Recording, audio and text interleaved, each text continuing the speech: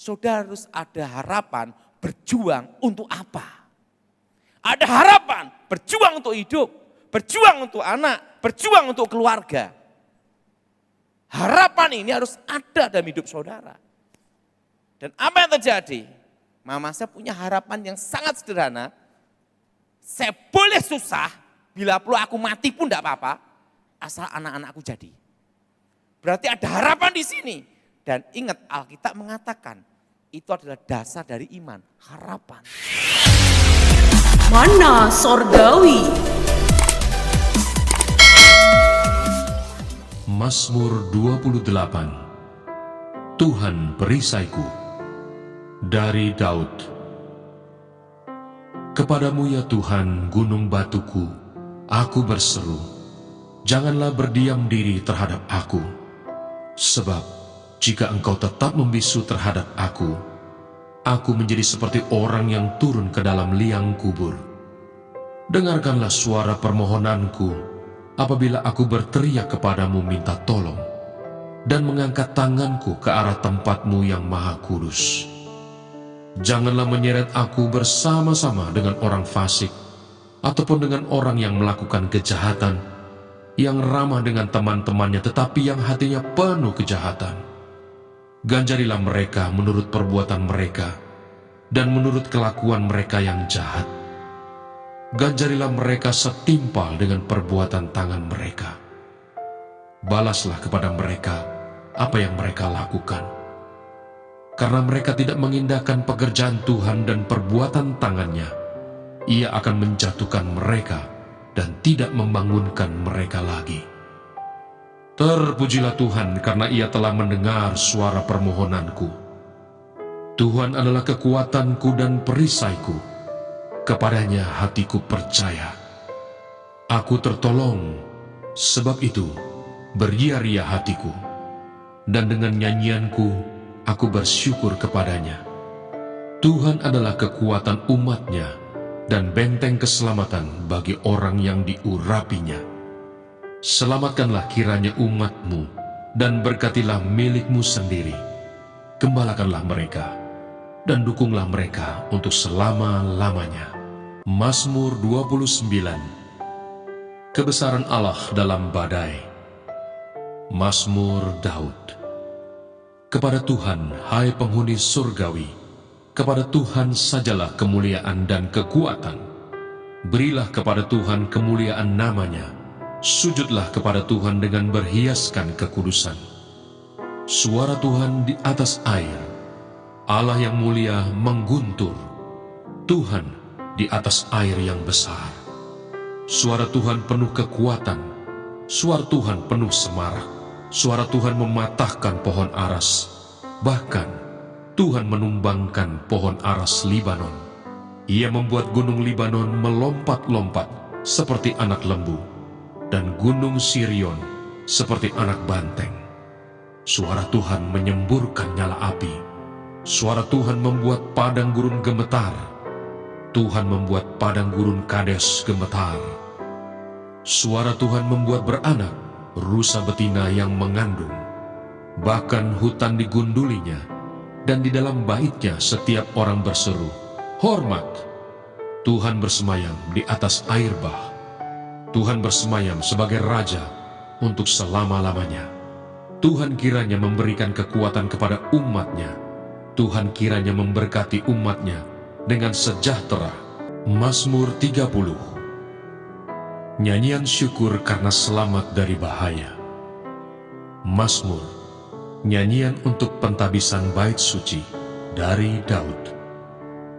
Aku akan memuji Engkau ya Tuhan, sebab Engkau telah menarik aku ke atas dan tidak memberi musuh-musuhku bersukacita atas aku. Tuhan Allahku, kepadamu aku berteriak minta tolong, dan Engkau telah menyembuhkan aku.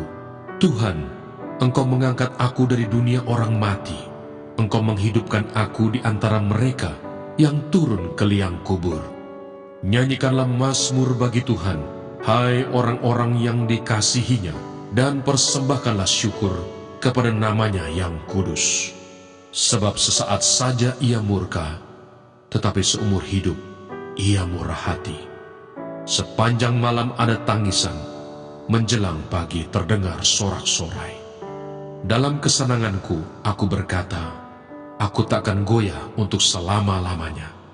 Tuhan, oleh karena Engkau berkenan, Engkau telah menempatkan aku di atas gunung yang kokoh. Ketika Engkau menyembunyikan wajah-Mu, aku terkejut.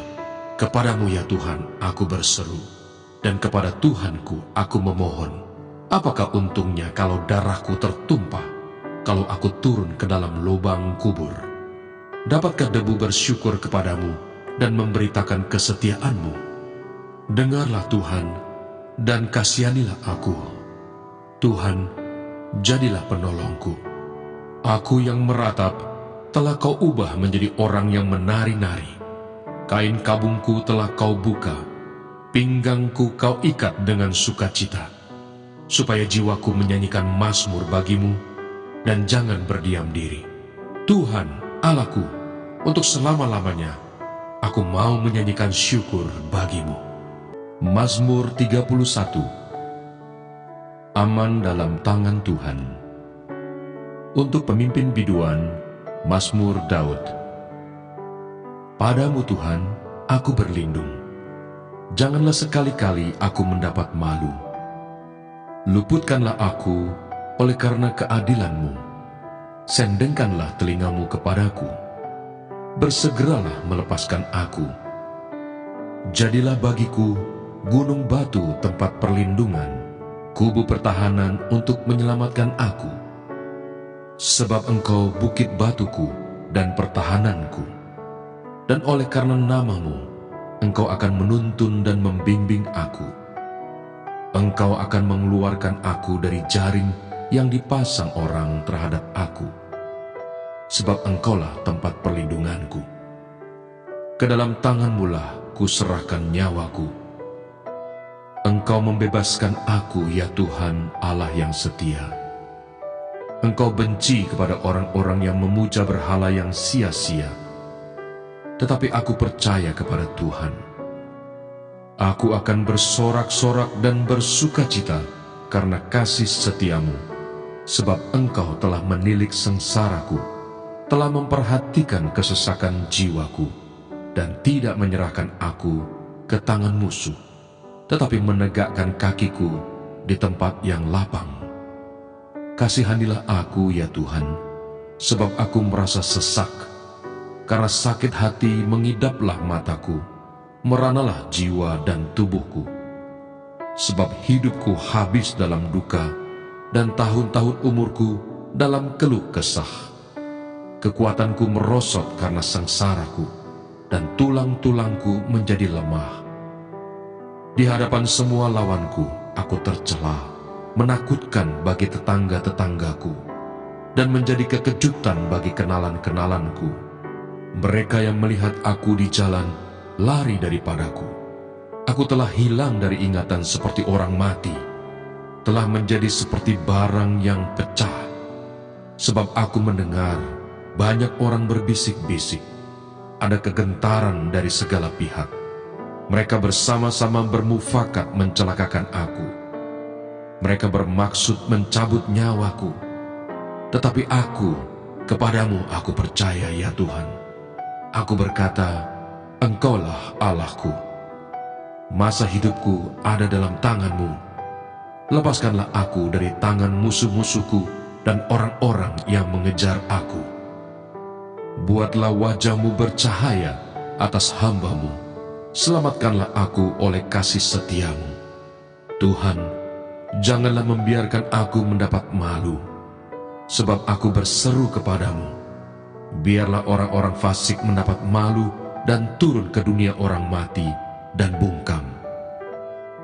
Biarlah bibir dusta menjadi keluh, yang mencaci maki orang benar dengan kecongkakan dan penghinaan.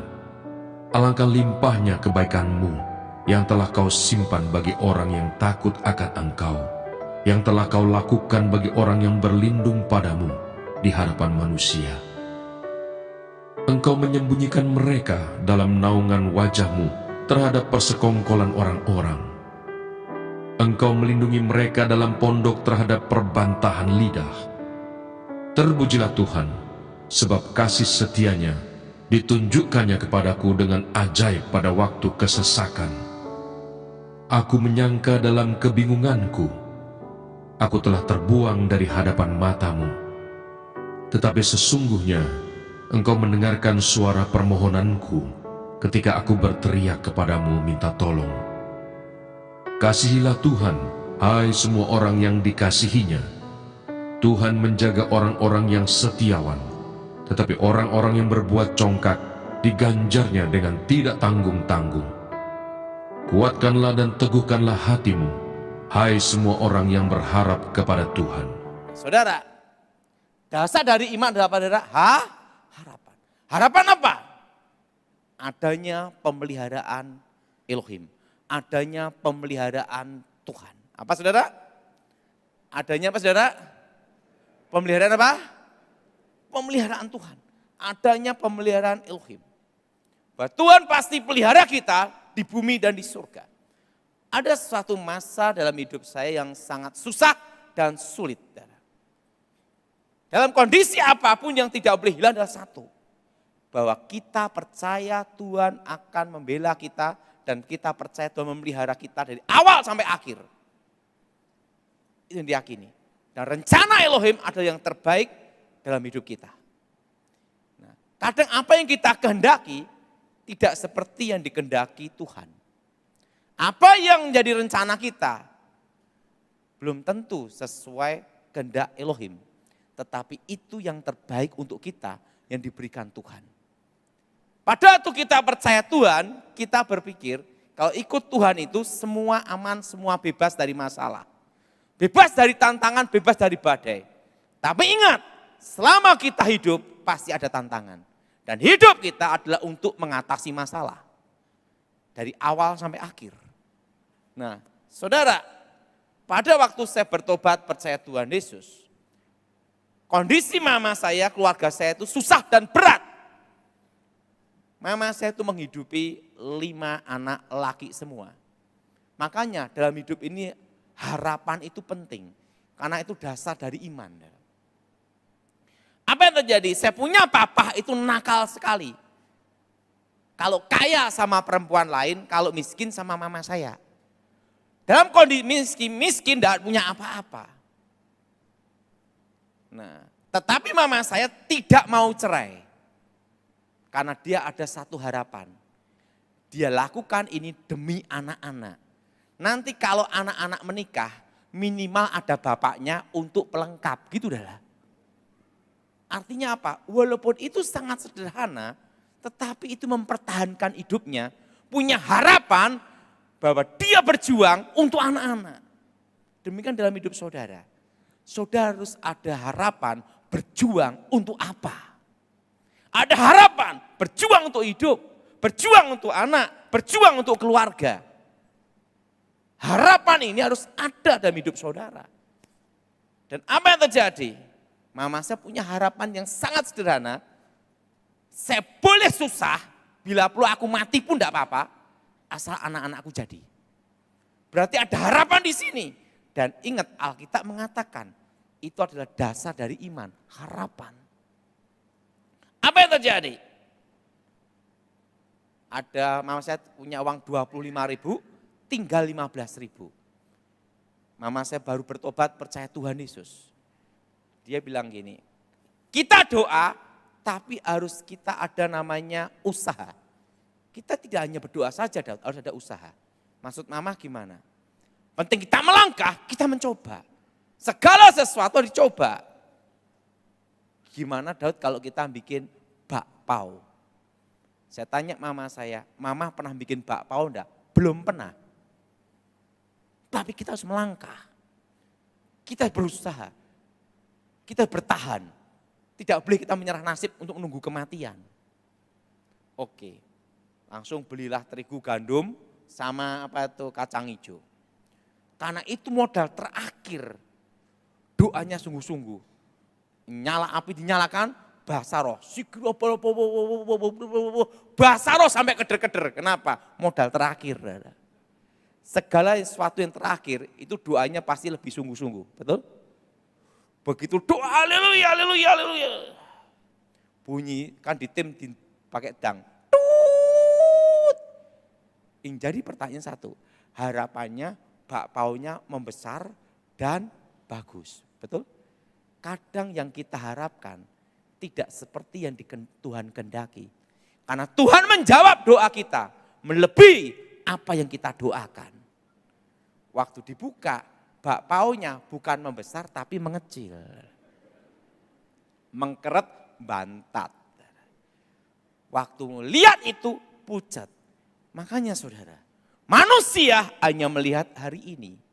Tapi Tuhan melihat jauh ke depan.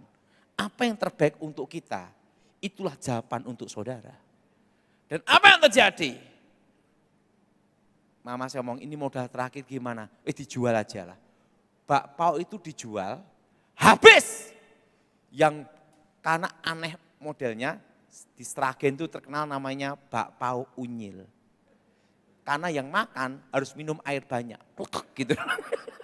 Dan bakpao itu zaman itu, tahun 94, itu terkenal. Bayangan, dari uang 15.000 itu, bisa menyekolahkan saya sekolah Alkitab, lulus ranking 4, murid tinggal 4. Nah bayangin saudara, itu dengan apa? Hanya dengan uang 15.000 itu toh. 25 tinggal 15.000. Ada satu hal yang penting untuk saudara, yaitu kita harus punya namanya harapan. Ada satu perjuangan yang harus kita pertahankan. Dan itu adalah dasar dari iman. Kita tidak bisa tanpa bekerja, tanpa usaha, hanya nunggu kematian. Kita harus ada namanya berjuang. Apa saudara? Namanya apa saudara? Namanya apa? Berjuang. Dan berjuang ini harus ada satu motivasi. Dan itu adalah harapan. Ada harapan yang harus diperjuangkan. Ini penting sekali untuk saudara. Kita punya harapan itu penting. Nah, saudara, satu hal yang saya tidak bisa lupakan dalam hidup saya, bahwa Tuhan menjawab doa kita melebihi apa yang kita doakan. Karena manusia kebanyakan membatasi pergerakan Elohim. Suatu kali, saya masih ingat, saya dipanggil rektor waktu itu. Semua harapan kita kalau lulus sekolah Alkitab, itu ada yang jadi gembala, pendeta, sidang, pendeta macam-macam. Kalau saya enggak, saya lulus sekolah Alkitab penting sudah lulus gitu aja. Harapan saya tidak mengecewakan, penting saya punya doktrin.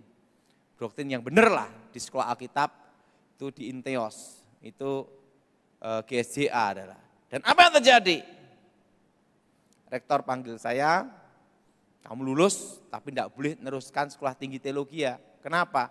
Karena kamu murid paling goblok di sini, gitu adalah. Nah, kalau orang sudah meremehkan kita, mengejas kita, kalau saudara ikut down dan ikut jatuh dalam hidup saudara, mental saudara, engkau selesai. Saya enggak. Walaupun saya dicas kayak gitu, dikatain gitu, tetap saya satu hal. Saya tidak ada kesempatan jadi pendeta, tidak ada kesempatan jadi penatua, tidak ada masalah. Makanya sampai sekarang saya itu tidak bisa dipecat dan tidak bisa memecat. Karena jabatan saya bukan pendeta. Secara organisasi saya bukan pendeta. Tidak ada, saya tidak ada pendeta. Saya jemaat seperti saudara. Saya orang biasa aja. Nah, apa yang terjadi? Saya diwisuda, ayah saya tidak datang, ibu saya tidak datang, keluarga tidak ada yang datang. Wah, saya pikir satu hal, ada apa ini? Saya pulang, naik angkot, sampai rumah, ayah saya dipecat, adik saya dipecat, kakak saya dipecat. Bayangkan, satu hari dipecat rame-rame. Yang jadi pertanyaan, apa yang jadi harapan kita? Tidak seperti yang kita alami kan? Di situ satu hal yang harus saya pertahankan satu. Tetap saya harus ada harapan. Berjuang, bertahan untuk hidup. Waktu itu saya ngomong, sama mama saya. Mama, karena saya pikir kalau saya stres depresi, satu keluarga stres depresi, satu keluarga gila. Harus ada satu yang bangkit dan ada satu yang punya harapan. Jadi ingat, saudara harus punya harapan dan berjuang. Dan apa yang terjadi? Waktu itu saudara, saya tanya mama saya, Mama, saya mau kerja. Saya doa, tangan saya ada plastik. Mama saya gini, Daud, di antara keluarga ini, kamu yang paling goblok, gitu dah. Apa bisa kamu kerja? Saya ngomong mama saya, beri saya kesempatan. Satu hal. Saya dikasih uang 100.000 rupiah, itu tahun 96. Dan mama saya ngomong, kalau memang Tuhan menyertai kamu, kamu berhasil. Tapi kalau gagal, ini modal terakhir. Nah, sudah, 100.000. Mas, saya perlu motor. Ini motor Post One, zaman itu Yamaha. Bulan depan tidak bisa bayar kreditnya, kamu yang terusin. Gitu dah. 100.000 itu, ingat, apapun sekecil apapun yang ada di tangan saudara, engkau pertahankan itu. Dengan satu harapan, modal untuk berjuang.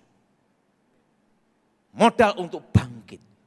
Sekecil apapun yang engkau miliki, walaupun minus pun. Untuk apa? Bangkit, saudara. Tidak boleh kita menyerah pada keadaan nasib menunggu kematian dengan cara tidak terhormat. Saya harus berjuang, bertahan, dan kalau mati pun harus ada perjuangan, yaitu terhormat. Apa yang terjadi? Dapat plastik 25 kilo HD kresek hitam. Saya beli di toko plastik Agen Kilat ada di Solo. Saya keliling plastik naik motor. Segala sesuatu yang dilandasi dengan doa, itu ada namanya kekuatannya. Ada apa saudara? Ada apa saudara? Segala sesuatu yang kita landaskan dengan doa, itu pasti ada kekuatan. Dan apa yang terjadi? Saya jual ke simbok-simbok, sampai ke ini, untung 3.000, 5.000. Apa yang terjadi?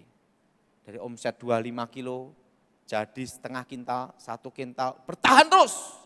Berjuang, berjuang, berjuang, berjuang. Hanya ada satu harapan, bahwa saya tidak boleh mati karena menyerah pada nasib. Harus berjuang dan bertahan, dan mati pun harus terhormat karena perjuangan. Dan apa yang terjadi? Untuk setengah ton, 1 ton, sampai puluhan ton, sampai jadi pabrik plastik. Dan sampai jadi pabrik plastik pun tidak ada utang bank. Nah itu dah. Pertama, berjuang, tekun, komitmen. Dan dalam disiplin, ada disiplin waktu, ada disiplin kerja, ada disiplin istirahat. Kenapa saya beritahu istirahat pun harus ada disiplin? Saya masih ingat, saya kan pernah tugas di pengamanan presiden. Saya tugas tidak lama, dari 2004 sampai 2014. 10 tahun saya menjaga RI 1. Perintah langsung dari KSAD, Kasat waktu itu. Dan 2004 saya perintahkan khusus untuk menjaga presiden. Itu harus menunggu telepon. Dan teleponnya itu langsung ibu presiden, kan ring 1. Perintah khusus. Tidur hanya 3 sampai 4 jam. 3 sampai 4 jam saja. Dan begitu ada telepon khusus, langsung tek, siap, perintah, siap, perintah, siap, gitu terus. Dan handphone itu saya mandi, saya tidur, kemana harus dibawa. Karena itu perintah khusus. Di situ saya lihat jamnya ibu tidak telepon, jamnya Kasat tidak telepon jam berapa. Hanya ada jam 12 ke atas sampai jam 3, jam 4. Karena mereka juga perlu tidur kan itu dah. Nah, Jam itu dari jam 12, jam 3 saya belajar disiplin supaya bisa tidur. Tak merem-merem kan gini lah. Pertama nyoba itu susah untuk start tidur itu. Tapi setelah setengah tahun baru bisa. Kalau tidak, saya tidak bisa istirahat. Dan setahun aja bisa gini. Stroke, karena tidak tidur sama sekali kok, betul? Nah, di situ yang namanya disiplin istirahat, disiplin tidur harus ada. Saudara. Jelas saudara? Harus ada apa saudara? Disiplin saudara, istirahat, disiplin waktu. Nah, dan sampai sekarang saya selalu ngajarkan apa? Disiplin sama anak-anak saya. Saya mau kemana, misal jam berapa gini, oh jam 1. Misal kemarin saya dikasih tahu jam 1 saya akan dijemput. Sebelum jam 1 harus ada di lokasi. Jam 12 saya tunggu. Kenapa? Disiplin. Orang kalau mau berhasil dalam pelayanan pun, dalam kerja apapun, dia harus bisa ngatur waktu, disiplin. Saudara bisa bekerja luar biasa untungnya. Tetapi kalau engkau tidak bisa disiplin istirahat, tidak bisa ngatur waktumu istirahat, sakit apa gunanya? Betul? Betul? Betul? Makanya disiplin itu penting. Waktu, banyak orang tuh waktu tahulah, kerja tahulah, tapi yang diremehkan orang itu satu, disiplin istirahat. Apa saudara? Kita ini, badan kita ini perlu waktu apa saudara? Istirahat. Ingat saudara, kadang apa yang direncanakan kita tidak seperti yang Tuhan kehendaki. Tapi jawaban Tuhan untuk saudara itu yang terbaik dan lebih baik dari saudara. Amin. Nah, saudara, ada satu hal, itu kira-kira tahun 9697. Dan itu saya masih ingat, diberi pesan khusus sama Tuhan, itu untuk tahun 25 tahun yang akan terjadi atas Indonesia. Dan pemulihan Indonesia. Tetapi saya tidak berani mengatakan. Kenapa tidak berani mengatakan? Karena kalau saya katakan dianggap orang gila. Orang stres, orang gila. Hal itu saya simpan terus. 2004, waktu saya diminta jaga presiden, itu pun saya tidak berani membicarakan. Kenapa? Kalau saya bicarakan pasti dianggap gila sama stres. 2004, 2014. Waktu itu saya ketemu Kasat 2013 bulan Februari. Di situ saya disumpah untuk merahasiakan operasi khusus dan semualah pokoknya disumpah di situ. Itu di 2013 sama bulan Februari. Karena itu kan untuk negara. Itu harus ada sumpah setia namanya, tidak boleh membocorkan, tidak boleh ini gitu. Itu 2013. 2014 saya bebas dan kembali ke keluarga, kembali ke gereja, kembali ke masyarakat. Waktu itu, tapi pesan itu terus membayangi hidup saya bahwa saya harus menyampaikannya. Karena sudah tidak kuat saya datang kepada seorang ahli ekonomi dan kawan saya baik 15 tahun. Namanya Gunawan Yusuf yang punya Gulaku Sugar Group. Sugar Group adalah, itu kawan saya baik. Saya ngomong sama Pak Gunawan Yusuf, dia dari Katolik. Adalah. Pak Gun, saya ada masalah. Dan ini saya pendam sampai bertahun-tahun. Coba, saya mau dengar. Apa pesannya waktu kamu ketemu Tuhan? Bahwa Indonesia akan terjadi resesi ekonomi, akan terjadi krisis. Dan Indonesia dipulihkan 25 tahun dan pulihnya total itu 2035. Setitik terang akan datang 2023, awal pemulihan. Coba sekarang apalagi anginnya akan datang 2018, 19 dan badainya akan datang 2020. Menuju 2023 terjadi stagnat ekonomi akan berhenti tidak bergerak. Itu di 2020. Menuju 2023, awal pemulihan, setitik terang datang. Setitik aja. Langsung Gunawan Yusuf ngomong, Pak Daud, kalau itu pesannya coba saya akan olah data baik dari negara, BI, semua akan saya ini kan. Langsung dia lihat cadangan devisa, gini-gini semua. Dihitung semua ini. Obligasi, sun, utang negara, apa semua. Begitu dihitung semua, Pak Daud, saya kasih tahu. Mungkin masuk akal. Loh, masuk akal gimana Pak? Nah, karena masuk akal inilah ada semangat saya. Masuk akal. Nanti tahun 2020-2021, utang negara kita tembus 5.000 triliun. Dan yang kedua, dolar akan tembus 14.000. Dasarnya ini, cadangan devisa, sun, obligasi, semua data dibuka. Tetapi jadi pertanyaan satu Pak Daud. Dikatakan di 2020, Indonesia mengalami stagnat ekonomi. Ekonomi berhenti dan tidak bergerak seluruh Indonesia. Yang bisa melakukan hal ini terjadi hanya ada dua.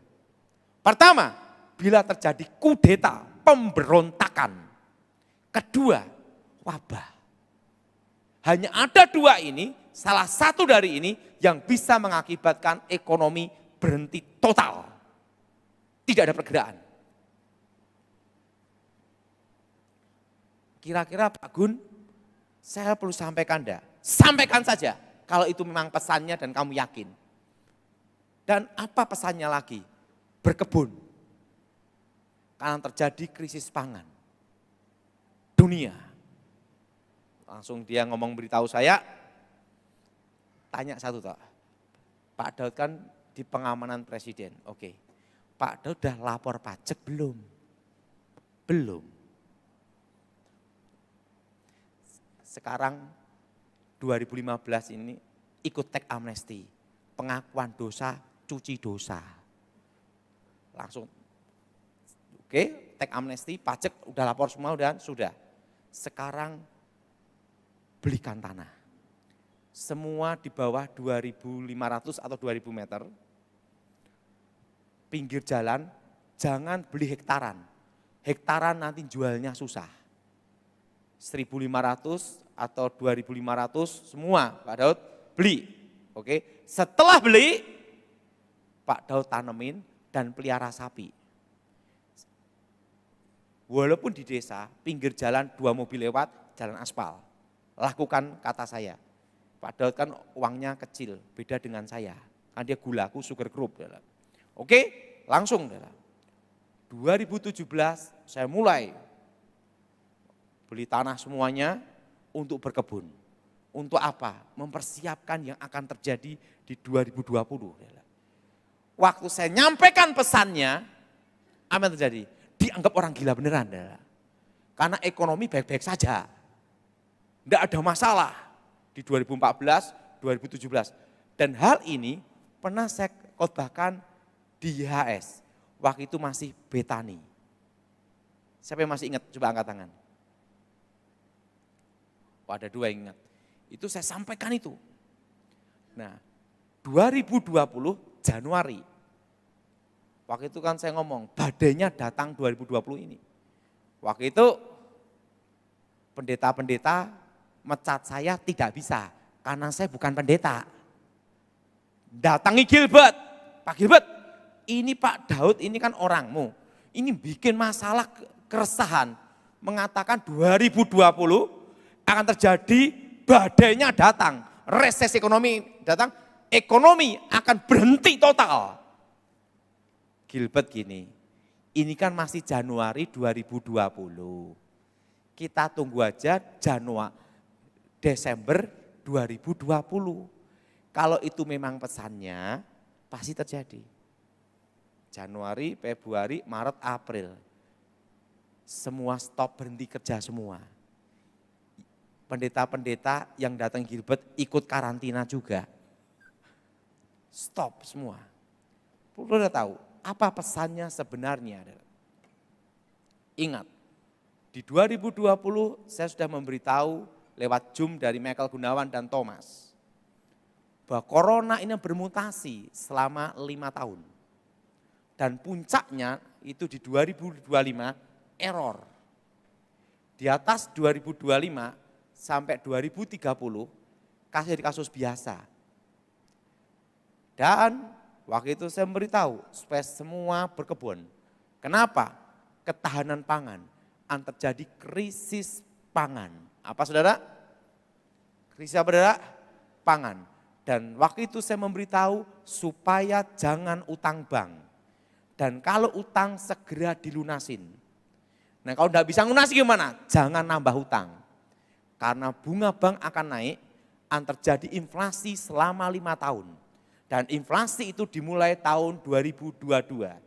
Siapa yang mendengar di YouTube, saya berkata demikian, angkat tangan coba. Tinggi-tinggi. Itu sudah saya beritahu sejak 2020. Dan ingat saudara, waktu itu 2021 saya memberitahu, itu sebenarnya pesan yang diberikan Tuhan kepada saya, itu tahun 1996-97. Jauh sebelumnya adalah. Tetapi saya tidak berani menyampaikannya karena saya belum siap untuk menyampaikannya. Saya berani menyampaikannya itu di 2014, 15, 16, 17 sampai 2019. Dan perlu kita tahu, ada yang tanya saya, bagaimana kita untuk bertahan? Selama 2 tahun ini jangan ada pengembangan bisnis apapun. Kecuali batu bara atau nikel, mining. Beda. Yang industri lainnya jangan ada pengembangan sampai 2 tahun. Dari tahun ini sampai 2024. Kenapa? Ini penjelasannya. Setelah itu saya baru mengerti, oh berarti kejadiannya seperti ini. Karena itu pesannya itu tahun 96-97. Perlu kita tahu, inflasi ini akan terjadi terus sampai 5 tahun, puncaknya itu di 2027. Dan tahun ini adalah permulaan. Ikutnya semua, permulaan. Apa saudara? Ini adalah permulaan dari resesi. Dan tahun depan adalah resesi yang sebenarnya. Dan tahun depan, tepatnya bulan Maret ke atas, mulai akan naik-naik terus. Dalam kondisi seperti ini, nomor 1, bunga bank akan naik. Makanya pesannya waktu itu jangan utang bank. Dan tahun lalu saya sudah memberitahu bahwa bulan 9 tahun 2022 suku bunga BI Rate akan naik. Udah saya sampaikan itu di Zoom semua. Dan udah tahu, tahun depan suku bunga BI Rate bisa 6-7%. Suku bunga naik, inflasi naik sampai 2027. Nah, apa pesannya? Pertama, pegang rupiah secukupnya saja untuk hidup transaksi. Kalau saudara ada keuntungan, belikan barang semua. Apa saudara? Belikan barang semua. Karena nanti nilai rupiah akan turun terus. Sampai 2027. Jadi saudara, rupiah gimana? Tetap saudara memegang rupiah. Karena untuk hidup dan transaksi setiap hari. Ngerti saudara? Tapi itu secukupnya saja.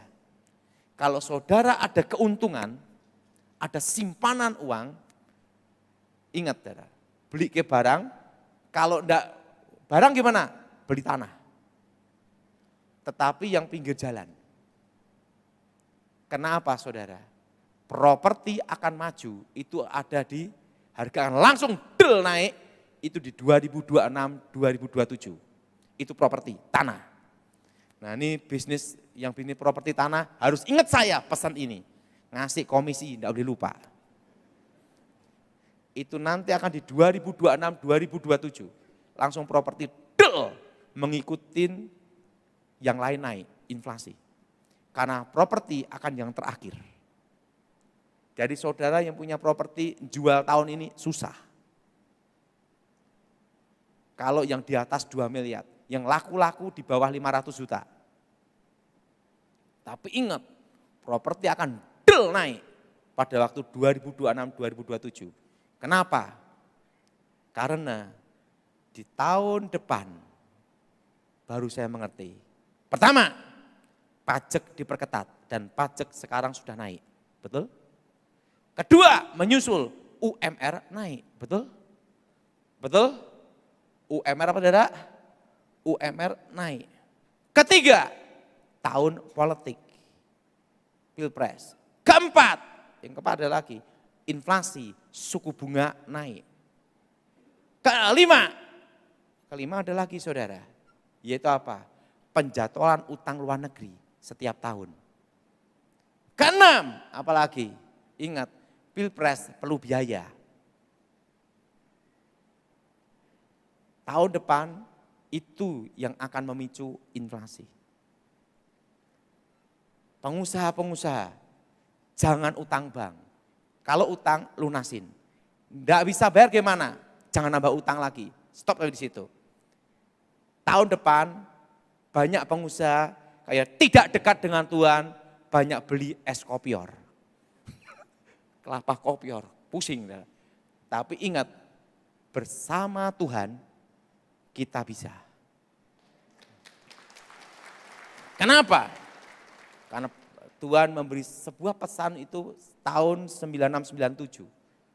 Bahwa saat itu terjadi, aku akan memelihara umatku di tengah-tengah kesusahan. Nah, jadi ingat, makanya saya dapat lagu tahun 2021 diberi kekuatan seperti kaki rusa. Kenapa saudara? Dengan tenang ku nantikan hari kesusahan itu. Saudara streaming yang di rumah yang mendengarkan firman Tuhan hari ini, saya beritahu bahwa Tuhan memelihara kalian, memelihara kita semua. Yang penting sudah lakukan, berjuang, bertahan, dan ada harapan. Dan jangan menyerah pada nasib, menunggu kematian. Tapi saudara berserah, percaya, berjuang, dan tetap punya harapan. Pasti bisa. Yang jadi pertanyaan, Pak, yang kena dampaknya resesi itu di mana? Hanya kota-kota besar. Jakarta, Bandung, Surabaya, Semarang, Medan, Makassar. Kalau yang pinggir-pinggir kota, desa-desa aman-aman saja. Kenapa? Di Malang pun juga aman-aman saja. Tidak terlalu berat masalah resesi. Kenapa? Karena tidak banyak keinginan. Mana Sorgawi?